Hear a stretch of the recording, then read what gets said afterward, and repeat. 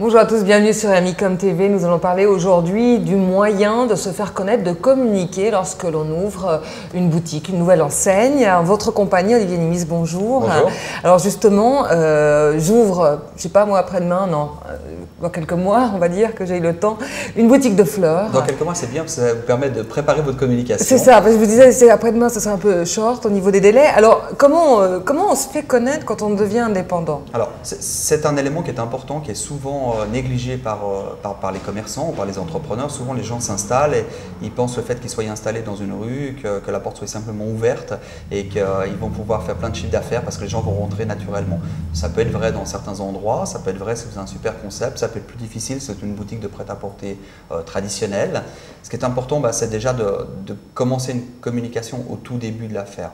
Moi, j'ai toujours à mes clients commencé à faire une inauguration. Une inauguration, une table, quelques chips, un verre de blanc, un verre de rouge et du non alcoolisé pour les non alcoolisés.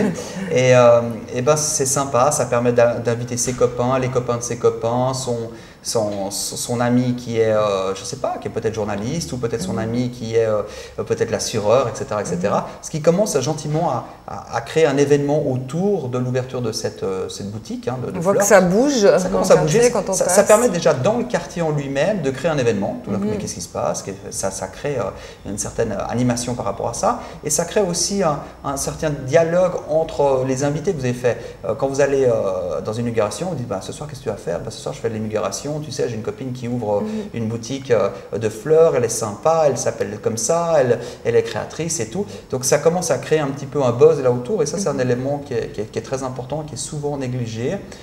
Le meilleur exemple, je crois qu'il y a un exemple que j'adore citer, c'est Coca-Cola qui m'impressionne toujours avec les millions ou les milliards, on n'en sait rien, de communication qu'ils mettent, de pubs, ou la magnifique pub aujourd'hui d'Evian qu'on a vu avec les bébés, qui est extraordinaire.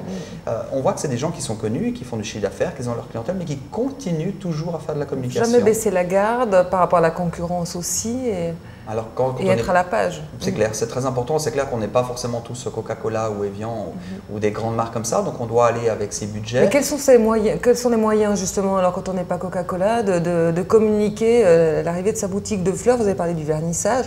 Et autre moyen peut-être? Aujourd'hui, on a l'Internet, on voit qu'on a des réseaux sociaux qui existent. On voit que les réseaux sociaux, on arrive à se créer des armées virtuelles. Et on peut annoncer certaines choses. Sur Facebook, j'ai trouvé fantastique, il y a plein de bars aujourd'hui qui annoncent leur soirée, qui annoncent plein de choses. C'est de la communication qui leur coûte zéro. Ils ont une liste d'amis qui sont forcément des clients, qui vont venir des clients. Tout le monde est au courant. Qu'est-ce qui se passe? Qu'est-ce qui va se passer ce week-end dans ce bar? Qu'est-ce qui va se passer dans votre magasin de fleurs la semaine prochaine? C'est des éléments qui sont importants. C'est des éléments qui ne coûtent pas beaucoup d'argent, puisque c'est que du temps. Vous allez passer du temps à jouer derrière votre ordinateur. Pour Internet, mais s'il n'y a pas Internet, je ne sais pas, il y a les journaux. Alors, les journaux, ça coûte vite beaucoup d'argent. Et puis la radio aussi, on ne se rend pas toujours compte. On a toujours envie de faire une campagne de pub radio, télévision ou autre chose. C'est des gros moyens. Vous ne pouvez pas aujourd'hui démarrer votre boutique de fleurs et puis vous permettre d'acheter une campagne de publicité radio ou télévision. C'est sûrement votre rêve, mais ce n'est pas possible. Mais vous avez peut-être la possibilité de faire des flyers, de distribuer des flyers dans votre quartier, de faire un mailing pour les entreprises du coin qui vont peut-être prendre l'habitude de vous commander des fleurs régulièrement. Et ça, c'est toutes des petites choses qui prennent du temps et qui coûtent très très peu d'argent au final. Il faut le faire, ça donne une base qui est saine et après récupérer ses coordonnées de ses clients aussi, parce que la personne qui est venue vous acheter des fleurs une fois, il est rentré dans votre boutique, vous lui avez vendu quelque chose, tant mieux, vous avez fait votre vente, lui est peut-être content, j'espère qu'il sera très content. C'est bête de le laisser partir sans qu'il ait rien rempli. Faites-lui remplir un petit formulaire ou une carte fidélité, ce qui vous permet de lui dire à la Saint-Valentin, n'oubliez pas votre femme, à Noël, de dire mais offrez des fleurs pour faire la différence, ou à la fête des mères, avez-vous oublié votre maman? C'est des petites choses que les gens oublient malheureusement et on n'a pas forcément besoin toujours de mettre des milliers de francs ou des millions de francs dans la communication quand on est une petite entreprise. C'est vraiment du détail et c'est très très important. Un dernier conseil que vous donneriez? Communiquer. Voilà. On parle dans le commerce de détail, on dit il y a trois choses qui sont importantes. Une chose, c'est l'emplacement. C'est vrai, l'emplacement est très important, mais ce qu'on oublie souvent, c'est de communiquer et communiquer sur votre savoir-faire, sur votre service, sur les prestations que vous amenez, sur votre produit. C'est quelque chose de génial dans l'entreprise. La communication, c'est un élément fantastique et malheureusement, c'est quelque chose qui est oublié. Faites-le communiquer. Oui.